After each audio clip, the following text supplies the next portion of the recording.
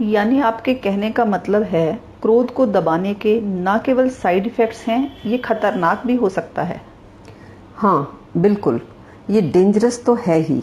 इसके अलावा एक बात ये भी है कि अंतिम रूप से क्रोध को दबाया ही नहीं जा सकता।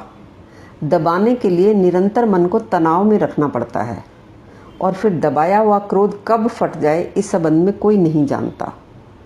वैसे भी टेक्निकली देखो तो क्रोध को दबाने का मतलब क्या है? यही ना कि तुम्हारे मन में एक विचार उठा दूसरे के प्रति क्रोध का, कि तुम मुझे क्यों सता रहे हो या तुम क्यों मेरे साथ बदतमीजी कर रहे हो, और इस तेजी से उठते हुए विचार को तुमने अपने ही मन के किसी दूसरे विचार से दबा दिया कि क्रोध नहीं करना चाहिए। अब दोनों विचारों के पीछे तुम ही तो हो, कोई दो व्यक्ति तो है नहीं।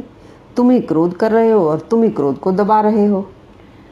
आपका मतलब क्रोध को दबाने की जहाँ तक बात है, वो हम अपने ही अंदर एक तरह से खेल खेल रहे होते हैं।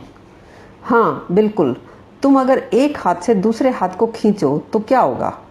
क्या कोई एक हाथ कभी जीत सकता है या कोई हाथ कभी हार सकता है? पीछे ताकत तो एक ही है, जीते तुम्हारा जो भी हाथ है। तो तुम्हारे ही मन का खेल है, तो ये सब तुम्हारे ही मन को मूर्ख बनाना। इस तरह क्रोध को रोका तो जा सकता है, मगर क्रोध को दबाने के संबंध में है ये बस एक काम चलाऊ बात।